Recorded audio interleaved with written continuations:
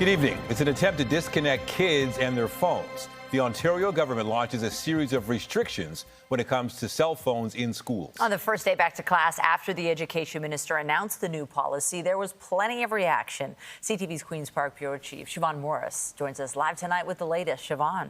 Well, we talked to some teenagers today who admit they have a hard time concentrating in class with this window to the outside world in their hands. But we also heard from teachers who worry they'll spend more time policing than teaching. Ontario has tried to get kids to disconnect in class before, but it's been a tough habit to break. Always on social media and everything like that. It's hard to focus, it's hard to concentrate and put your all into your work. Some kids definitely really addicted. I can tell that half of my class sitting in their phone for the whole period and not doing nothing. So the province is making a move it insists is not an outright ban. It's restrictions with a sense of discipline and discretion. Starting next school year, students in kindergarten through grade 6 will have to keep their phones on silent and out of sight for the entire school day. Kids in grades 7 through 12 won't be able to pull out their phones during class time, with a big exception. When teachers know it's going to add value, they will allow it. In fact, they will encourage it. Something students seem to welcome. Maybe some will revolt, but for the most part, if it stays consistent and they enforce it, I know it should be good. But educators worry this policy may go too far. In fact, a lot over the top. Reasoning it may not be helpful to act like phones don't exist. They need to learn how to properly use social media. They need to properly learn how to use their devices. They need to make sure that they don't use their devices to engage in cyberbullying. Something educators can help kids understand, but this policy does give them more power. Teachers can confiscate your phone, and there's going to be stuff on report cards somehow reporting on whether or not you're distracted in class. The government hasn't explained how teachers might be backed up if phones are damaged in the process. The teachers want the kids to pay attention. It's as simple as that. It's not that complicated. Don't use the phones. There's also plans for a crackdown on vaping, smoking, and drug use. Kids found with vapes, cigarettes, and cannabis will have to give them up, and parents will be notified. Vape detectors will be rolled out in bathrooms to keep those spaces safe. Perhaps what we could use would be some more caring adults in the building, hallway monitors, people who would be able to have that connection with students. Rather than leaning on technology. The installation of those vape detectors will happen over the next 3 years. The government's also pledging some money for supports for children with addictive behaviors. Reporting live from Queen's Park, I'm Siobhan Morris. Michelle, back to you. Thank you, Siobhan. The union representing thousands of TTC workers says its members have voted overwhelmingly in support of a strike mandate. And while no deadline's been set, there is concern about potential service disruptions. CTV's Beth McDonnell reports. Getting from A to B on the TTC could halt if workers with the transit agency's largest union decide to walk off the job. How are people going to get to work? People commute. We live in the middle of the city. People can't afford to take Ubers for $40. I think it's important to strike when you feel like your wages are unfair.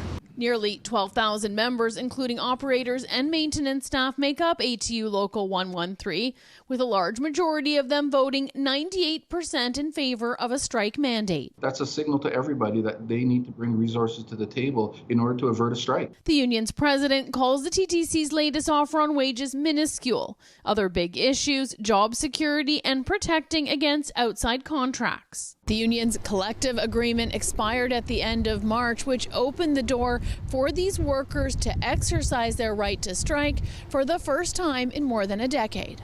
A TTC strike in 2008 left riders stranded for a day and a half.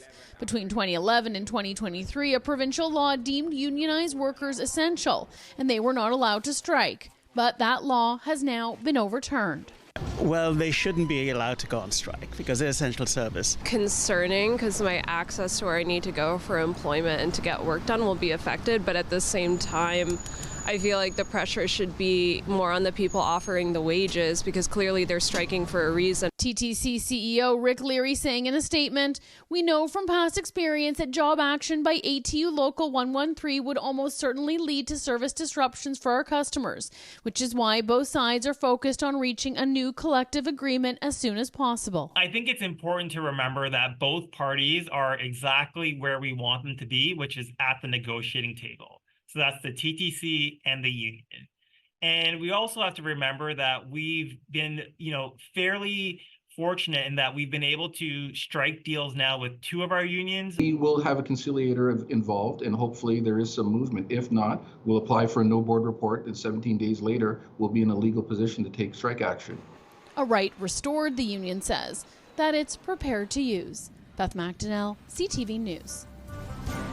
Still to come on CTV News, police announce a major crackdown on synthetic identity fraud. Investigators say the suspects created hundreds of fake IDs and stole millions of dollars. The details just ahead.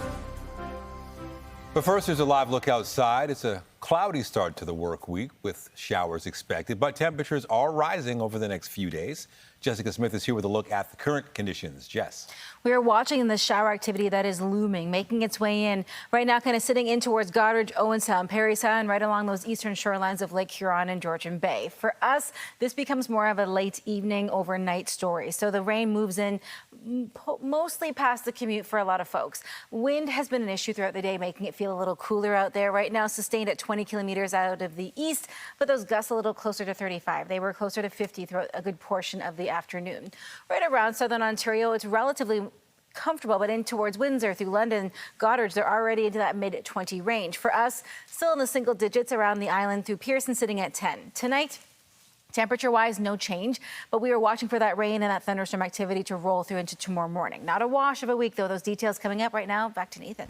Thank you, Jessica. It is down to the wire for the Toronto Maple Leafs, who are on the brink of elimination. The team practiced this morning here at home before they head off to Boston. We'll listen to what players had to say about their plans for Game 5 just ahead.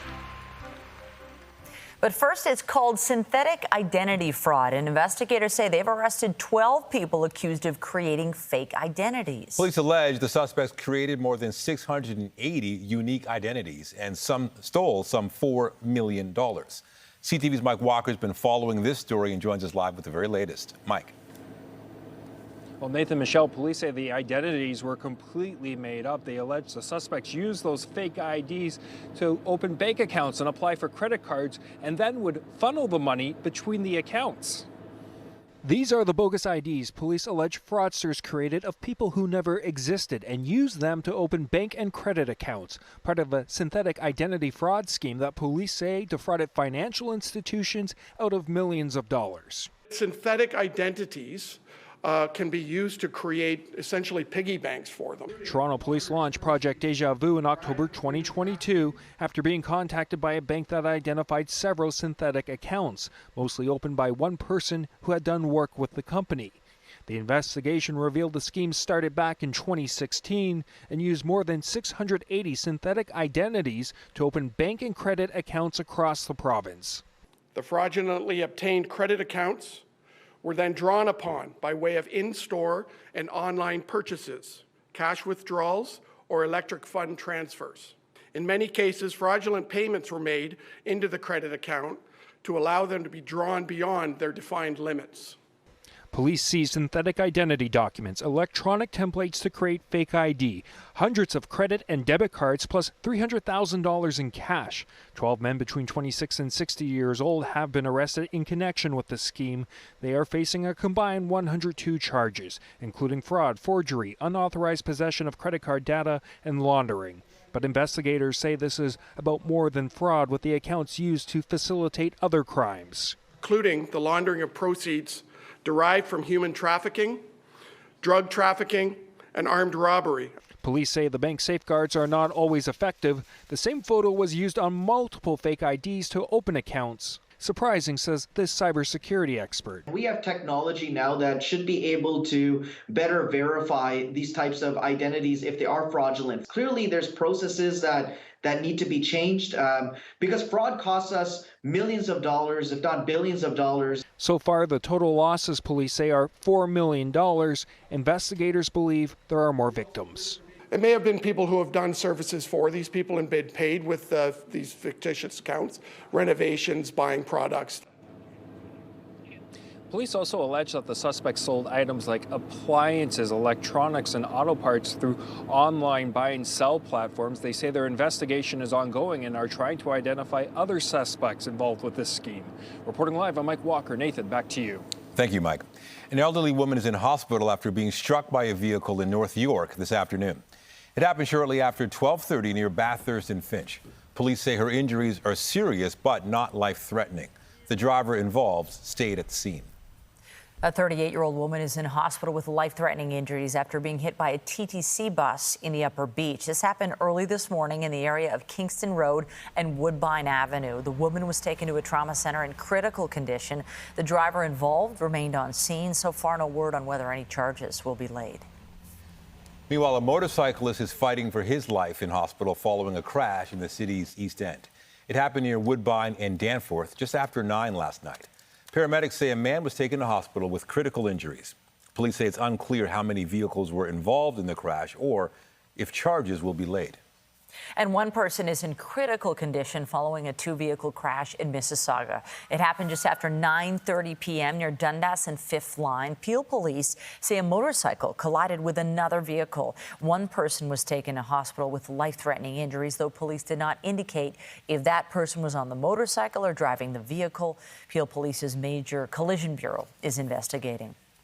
A parking mishap led to emergency crews fishing a car out of Lake Ontario in Etobicoke this morning. It happened just before 3 a.m. at the boat launch at Humber Bay Park. Police say the driver got out of the vehicle but left it running and forgot to put it in park. The car ended up rolling into the water. No one else was in the car at the time and no injuries were reported. A tentative deal has been reached between Gate Gourmet and its striking workers. This agreement comes nearly 2 weeks after 800 food service staff who cook, prepare and package meals for planes at Pearson Airport walked off the job. Teamsters Local 647 says the agreement still needs to be ratified by members in a vote being held today. Gate Gourmet previously said the union had rejected its offer of a 12% raise over 3 years. The union says workers will be back on the job tomorrow if the tentative agreement is ratified. Their focus is on Game 5 after losing here at home Saturday night. The Toronto Maple Leafs head to Boston staring elimination in the face. Today, the team held a practice, putting on a united front after some of the bench bickering in Game 4. CTV Sean Leithong is live tonight at the Leafs practice facility with more. Sean. Well, there was no real complaining on the ice today, but there was concern. One of the Leafs' best players, the best player, was not here. Their season on the line, and as Leaf players practice before Game 5 against the Bruins, a noticeable absence, the league's leading goal scorer, Auston Matthews. Obviously didn't practice today. Status is yet to be determined for tomorrow. Matthews has been reportedly fighting an illness. Captain John Tavares saying missing Matthews in an elimination game is far from ideal. But there's tremendous depth, I think, talent and character on this team, and it's a great opportunity for all of us to step up, raise our game. Throughout the year, guys have been out of lineup, and I think we rallied together as a team during those times. So today's practice was up-tempo with players looking focused, something Max Domi hit on afterwards. Great practice today, so coming off a really good practice and getting ready for a big game. Yeah, had a great practice today and good test tomorrow, so we're looking forward to it. Like I said, we had a really good practice today, so we're in a good spot and looking forward to the flight today with the boys and big test tomorrow against a good team in Boston. During the season, the Leafs were one of the highest scoring teams in the league, but frustration has been felt by fans as the team isn't measuring up now. They can't score in the playoffs. The power play stinks. They can't kill a penalty. There's a lot of issues that are adding up as the dominoes are falling. The team going just 1 for 13 on the power play in this series. Today, Max Domi practiced in place of Matthews on the power play, choosing to keep his focus in the present. If you watch today, we scored quite a bit, so guys look good out there and some good goaltenders over there and good defense core and good team. So got to keep it simple and just get to the dirty areas and really just, like I said, simplify our game and should work out good. And if it doesn't work out, that's it for the season. Game time, 7 o'clock tomorrow in Boston. And one of the biggest hurdles for the Leafs when they've been playing in this series is getting more than 2 goals. They've only managed to score more than 2 goals once in this series, and that was Game 2 in which they won. Reporting live, I'm Sean Leithong. Nathan and Michelle, send it back to you. Thank you, Sean. To the Middle East now, where Israeli airstrikes over the past 24 hours killed at least 40 people in the Gaza Strip. At least 22 of them died in Rafah, where medics say 3 houses were hit late last night. 6 women and 5 children were among the casualties. Israel has struck the city frequently since the start of the war and is now preparing a ground offensive that allies fear will cause mass casualties and a humanitarian catastrophe. More than 1 million Palestinians have sought refuge there. Israel says it is the last remaining Hamas stronghold. World Central Kitchen resumed operations in Gaza today after 7 of its staff were killed last month. The workers, including a Canadian, were killed in an airstrike on their convoy. The organization is demanding an independent investigation following the attack that resulted in widespread condemnation. Israel said it found breaches of procedure by its military. Prior to halting operations, WCK distributed more than 43 million meals in Gaza since October. The charity says it has trucks carrying the equivalent of almost 8 million meals ready to enter the territory. America's top diplomat is back in the Middle East, pushing for a ceasefire. In this moment, the only thing standing between the people of Gaza and a ceasefire is Hamas. They have to decide, and they have to decide quickly. So we're looking to that, and I'm hopeful that they will make the right decision. In Riyadh, U.S. Secretary of State Antony Blinken told delegates at the World Economic Forum that Hamas has been presented with a proposal that is extraordinarily generous on the part of Israel. It reportedly includes a 40-day pause in fighting and the release of potentially thousands of Palestinian prisoners, as well as Israeli hostages. Hamas negotiators were expected to meet with Qatari and Egyptian mediators to deliver a response. In Montreal, McGill University is deciding its next step after a pro-Palestinian camp was set up by students on school grounds.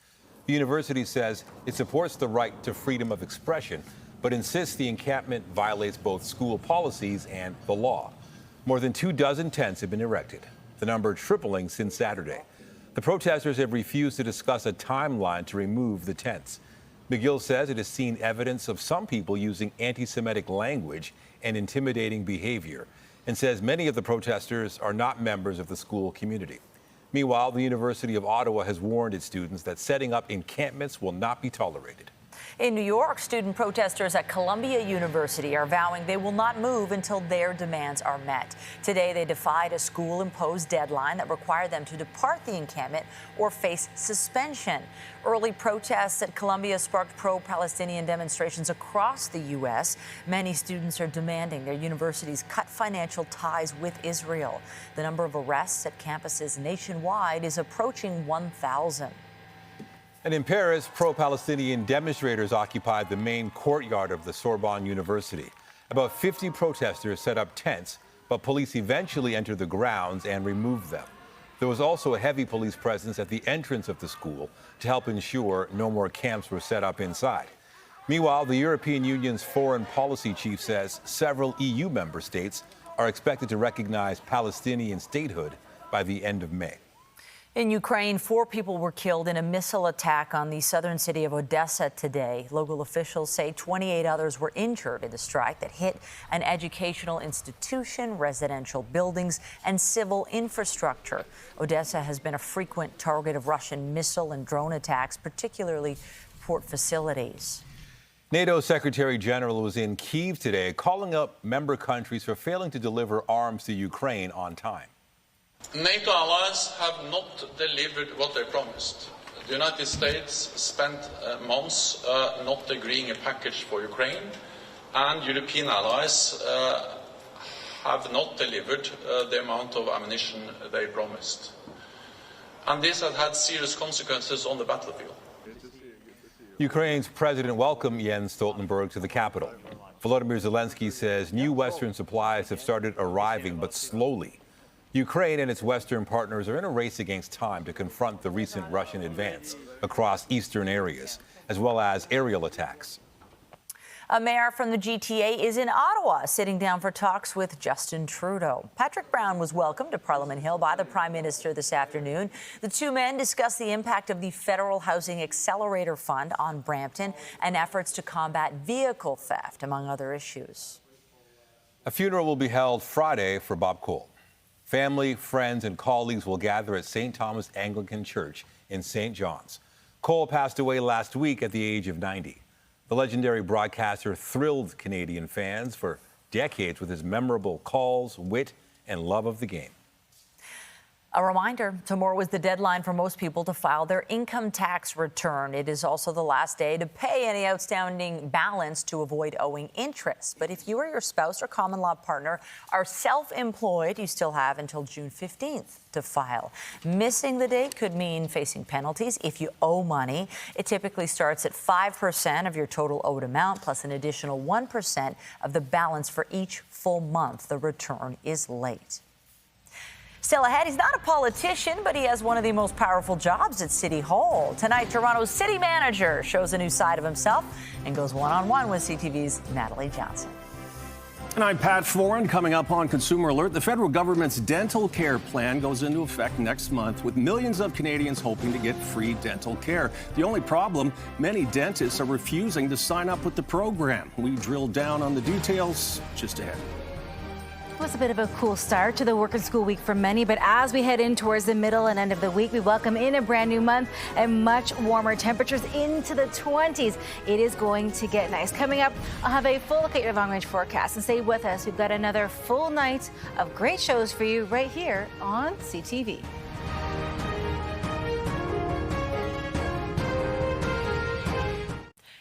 Canada's new dental care program is offering hope to millions of Canadians who could soon be getting dental care free of charge. While 1.7 million Canadians have signed up for the plan, only 5,000 dentists have, with many saying they have concerns about the program. Here's Pat Foran and Consumer Alert. Pat. They do, Nathan and Michelle, thank you. We've been hearing from viewers who say they signed up with the program, but their dentist is refusing to take part. Dentists are concerned about the plan's terms and conditions and say too many details haven't been worked out. I just assumed that my dentist would enroll. Why wouldn't he enroll? Alexandra Morton of Scarborough qualifies for the new Canadian dental care plan, but she was surprised when her dentist told her he wasn't going to take part in it. Benefit sounds great, but I don't understand why it has to be from a participating provider. Why can't it be from my own dentist? We haven't seen the details yet, and as we all know, the devil's in the details. The Ontario Dental Association says at this point there are too many unknowns about the dental program. Dentists have concerns about added paperwork, the fee structure, and the plan's terms and conditions. We're trying to work this out with the federal government, but again, this is concerns that we've raised with them, and we're still not there yet. People are coming in expecting that they're going to come into the dental office, whatever they need is going to be done, and it's going to be free. And that isn't the case. The Canadian Dental Association is also concerned the program will be an administrative burden and agrees there are still too many unknowns that need to be worked out. To be fair to government, this is a very ambitious undertaking. A plan of this nature would normally be years in the making, and they're trying to do it in months. Earlier this year, Health Minister Mark Holland told CTV's Power Play the government was trying to work with dentists to address their concerns. They're not going to get everything they want. We're not going to get everything that we want. That's the nature of negotiations. As for Morton, she was told if her dentist won't take part in the program, she should find one who will, but she doesn't want to have to switch. I don't want to have to change dentist. That's my biggest beef. And the federal government has said that dentists can provide services under the new dental care plan without officially signing up. For information on who is eligible under the plan, you can check the government's website. On your side, I'm Pat Foran.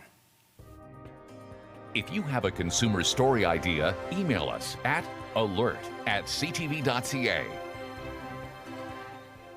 The job of running a city is not solely that of politicians. Behind the scenes, there's a key player. Making moves without all the fanfare of being an elected official. Here's CTV's Natalie Johnson with a one-on-one with Toronto's city manager. In his top job at Toronto City Hall, city manager Paul Johnson is used to calling the shots. He grew up playing basketball. I was a 30-point player in high school. When we were up by 30 or down by 30, I got in the game. And has been refereeing the sport at both local and high levels for nearly 40 years. But maintaining control on the court is small scale compared to his job as head of the Municipal Civil Service. At the top of the org chart, Johnson's running zone defense on every file in the city. This job is I use the term unrelenting, and people say, is that a negative term? It's not. It's unrelenting in all the ways. He came into the role just over a year ago, only weeks before John Tory resigned and City Hall fell into political limbo. It was a challenging time. I won't say that it was an easy run in any way, shape, or form. Those types of changes are always difficult to move through. But I will say that we never lost focus on what's important. Helping steer the ship during a transition of power at a time when the city's finances had never been so strained. Last year was the toughest year from how do we manage our way through our financial situation that I've ever experienced. But as the new mayor settled into her role and the political posturing resumed, Johnson took on the task of chairing critical meetings with the province.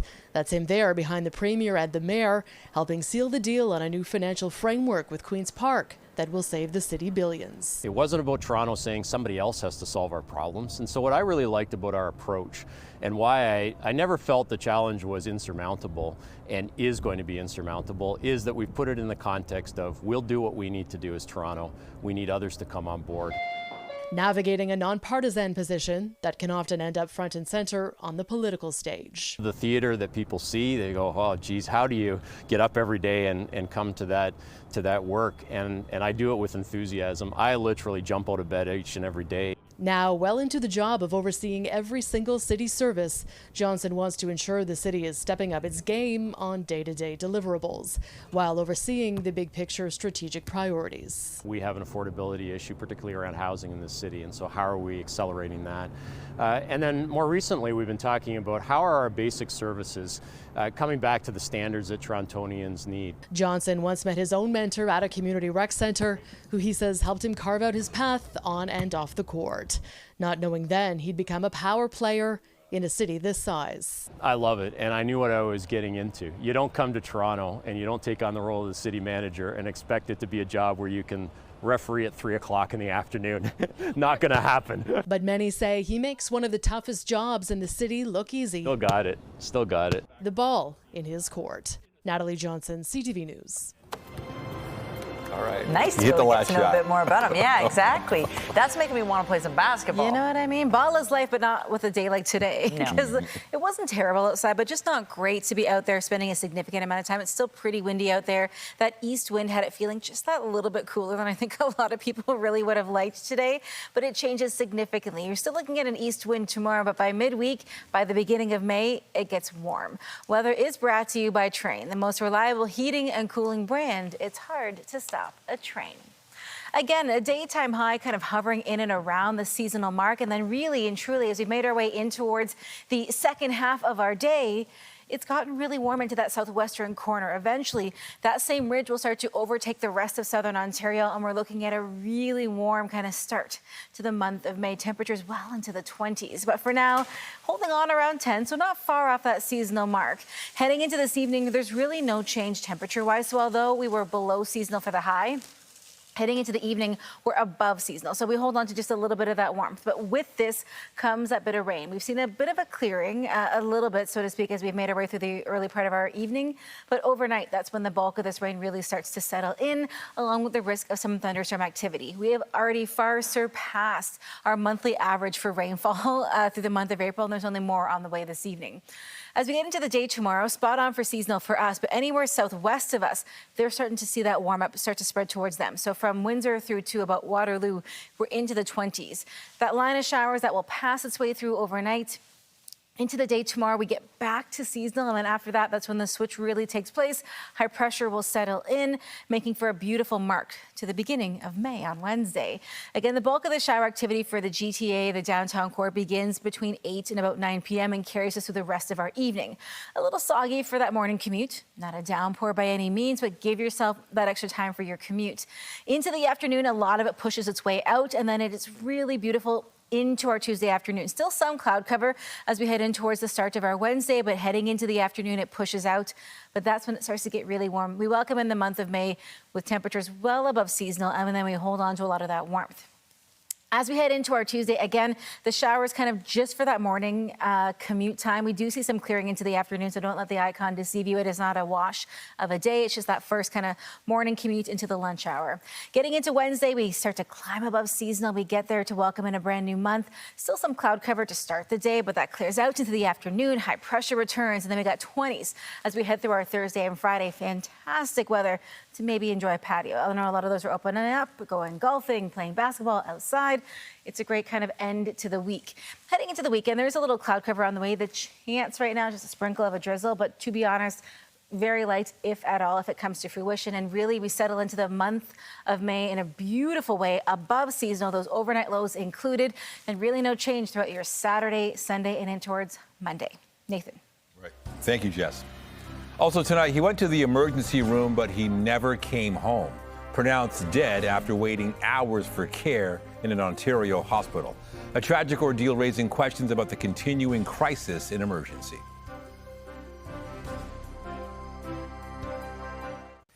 It simply should not happen in this country. A patient waiting for care in an overcrowded emergency room with tragic results. An Ontario woman is seeking answers after her husband died following 24 hours in the ER. CTV's medical correspondent Avis Favreau looks at his final hours. An ambulance took David Lippert to hospital in March of 2023 after the 68-year-old executive awoke feeling weak, unable to walk. How he died in ER some 24 hours later, having bled internally to death, apparently alone, weighs heavily on his widow. It's his worst nightmare to die in the ER. And I just wanted him to be in a place where I thought he was safe, thought he was monitored. She describes the ER at St. Mary's Hospital in Kitchener as chaotic, appearing to be short-staffed, filled with waiting patients lining the halls, while doctors and nurses, she said, did their best. They were running around like crazy. Like, I don't know how you would even maintain that as your career for any length of time. Doctors found Lippert was dangerously anemic with a suspected gastrointestinal bleed.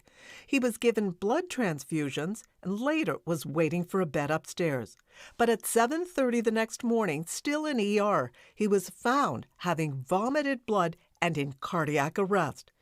Doctors revived him. Later, he was pronounced dead.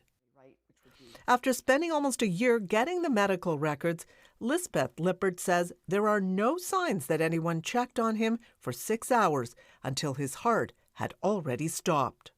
I would like an investigation into why he was left alone. Yes, I would. In a statement, the hospital says that while officials can't comment on the case, we offer our condolences to the family and encourage them to reach out directly to our patient relations team. Doctors say Lippert's case raises questions about the continuing crisis in emergency and support the idea of an investigation. A person who has a prolonged stay in the emergency department that has a hidden, serious, life-threatening health problem that undergoes significant time and delays. It's classic. It's the system in crisis. Coincidentally, Canada's emergency physicians are holding a meeting starting Tuesday with provincial leaders trying to answer questions like those raised by the Lippert case, hoping to ease the pressure on the emergency system. Avis Favreau, CTV News, Toronto. Norovirus cases are on the rise in Ontario. The Public Health Agency of Canada says the highly contagious virus is spreading at a higher frequency than expected. Norovirus can cause nausea, vomiting, abdominal cramps, diarrhea. The agency acknowledges the recent 5-year average includes several years with pandemic restrictions, which lowered the rates of norovirus. So this year's uptick is not significantly above pre-pandemic levels. The U.S. Centers for Disease Control says it has identified the first documented cases of HIV transmitted through cosmetic needles. U.S. health officials say 3 women contracted the virus after getting so-called vampire facial procedures at an unlicensed medical spa in New Mexico. An investigation into the clinic found it reused disposable equipment intended for one-time use. While HIV transmission from contaminated blood through unsterile injection is a known risk, the report says this is the first case of probable infection involving cosmetic services. Cigarettes with health warnings printed directly on them are now being sold in parts of the country. The 6 warnings include tobacco smoke harms children and poison in every puff. By tomorrow, manufacturers must ensure the warnings are on individual cigarettes. And by the end of July, retailers will be required to only carry the labeled cigarettes. Canada is the first country to adopt such a measure. Billie Eilish is bringing her worldwide arena tour to Toronto.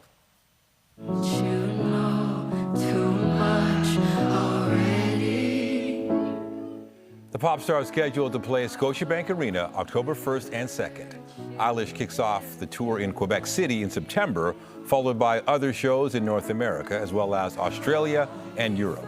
It wraps up in Dublin in the summer of 2025. The pre-sale begins tomorrow. The ever-changing Cirque du Soleil is back in Toronto, and with it, an all-new universe. The show is known for its high-level acrobatics and stunning physical feats. Now they'll share the stage and the spotlight with a massive cube, which will help tell the story. CTV's Andrea Case takes us under the big top as preparations are underway for Echo. The big top is up on Lakeshore at Park Lawn, but that's just the beginning of the work required to mount Cirque du Soleil's futuristic show, Echo. Central to it is a cube, a massive structure standing 23 square feet, weighing almost 12 tons. The name is Rubik's. Alexandre Filion is Cirque du Soleil's technical director. The cube, it's supposed to represent a little bit like the planet. And so during the show, you'll see interactions between the artists, animals, the planet, the cube, but it's free for interpretation. Putting it together is reminiscent of a child's mechano set. Once put together, there are 10 projectors shining imagery on the rotating cube, giving it at times a 3D effect. It's pretty central to this show, but it gets quite complex. There's a lot of moving pieces. We dismantle it, we rebuild it. There's acrobatic acts happening inside of the cube. The aesthetic is really different compared to other Cirque shows. The cube itself is a big machine. There's 5 acrobatic winch on this show. It takes a crew of approximately 75 people 5 days to set up the tent and the cube. Right now, the cast is in Miami. That was their last stop. It's gonna be a little cooler when they get to Toronto. We're backstage right now. People will sit on the other side, and it's not completely 360, so every seat has a good view on this show. The tent seats 2,500 people, and there'll be lots of opportunity to see it. Cirque du Soleil Echo opens May 8th and runs until August 4th. Andrea Case, CTV News. After the break, a major Canadian pharmacy chain shuts down after a cyber attack. But how long will the medicine bottles remain sealed? That's coming up. Touring North America, Jamie Miller has amassed a massive following since appearing on The Voice in the UK. Now he's bringing his talents here, and we'll speak to him on the next CP24 Breakfast, where Toronto gets its everything every morning. Some kids definitely really addicted. I can tell that like half of my class sitting in their phone like for the whole period and not doing nothing. Always on social media and everything like that. It's hard to focus, it's hard to concentrate and like put your all into your work. Updating our top stories, new regulations around the use of cell phones in Ontario's schools is creating a buzz. The province is introducing new rules next year that will see students in kindergarten through grade 6 keeping their phones out of sight during the day, and older students won't be able to access them during class time unless it's part of the learning process. I think it's important to remember that both parties are exactly where we want them to be, which is at the negotiating table. So that's the TTC and the union. And we also have to remember that we've been, fairly fortunate in that we've been able to strike deals now with 2 of our unions. TTC employees who are members of ATU Local 113 have voted overwhelmingly to endorse a strike mandate. But for now, the 2 sides are still talking in the hopes of avoiding any type of job action that would almost certainly cause transit troubles for millions. But there's tremendous depth, I think, talent and character on this team, and it's a great opportunity for all of us to step up, raise our game. Throughout the year, guys have been out of lineup, and I think we've rallied together as a team during those times. And the Toronto Maple Leafs head to Boston with the hopes of keeping their series alive tomorrow night. The team's on the verge of a first-round knockout after a loss Saturday night. At practice this morning, players said their sole focus is Game 5. Remember to keep up to date day and night through our website, ctvnewstoronto.ca, and by downloading the CTV News app. And if you have a news tip, photos, or video of breaking news, let us know. Stocks headed higher today, powered by solid corporate profits. Andrew Bell of B&M Bloomberg has the latest in business. Hello there. America's S&P 500 stock index topped 5,110 again today, and it's less than 3% down from its March 28th record closing high. Much of April was rough on stocks, but they have recovered lately, with more than 80% of big U.S. companies beating earnings expectations in their latest quarter. Investors are now standing by for reports from Amazon tomorrow and Apple on Thursday. Toronto's composite index is down only about 1.5% from its record close on April 9th. Oil fell just over 1% amid signs of progress towards a ceasefire between Israel and Hamas, which of course is seen as reducing risk to supply. The New York Times said Israel is open to a truce involving an initial release of 33 hostages. Still, futures markets pointed to tight near-term supply. Oil is up 15% this year. And finally, many Canadians are said to be losing out on tens of thousands of dollars by taking their Canada pension plan immediately, instead of delaying it to age 70 and getting higher payments. However, according to a report from the National Institute on Aging, 9 out of 10 Canadians opt to take the benefits by age 65 or even earlier and get lower payments. The report's author, Bonnie Jean MacDonald of Toronto Metropolitan University, says it makes more sense for retirees to use their riskier RRSP savings first and claim the safe index government money at age 70. On the markets, the Canadian dollar was at 73.19 US cents, up a fraction. Oil settled at $82.63, down $1.22. Western Canadian Select Oil traded at $70.38 US a barrel, up 39 cents. And the TSX Composite ended at 22,011.62, up just over 42 points. That's the latest in business. I'm Andrew Bell of B&N Bloomberg. The Business Report is brought to you by Canadian Western Bank, the bank built for business. London Drugs, the pharmacy and retail chain, remains closed after falling victim to a cybersecurity incident. The store originally posted to social media saying it was an operational issue, but later announced it was closing out of an abundance of caution after discovering the cyber attack. There is currently no timeline for when the chain might reopen. There are 80 London Drug locations across Alberta, BC, Manitoba, and Saskatchewan. Just ahead, a home run at Holland Bloorview. The Blue Jays send spirits soaring as they drop in to visit kids on their day off. The highlights in moments.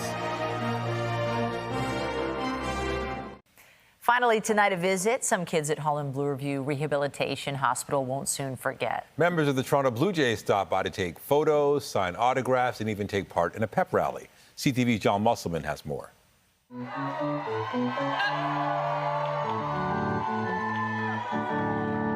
They see their baseball heroes on TV all the time, but it's a lot more exciting when they meet them in person.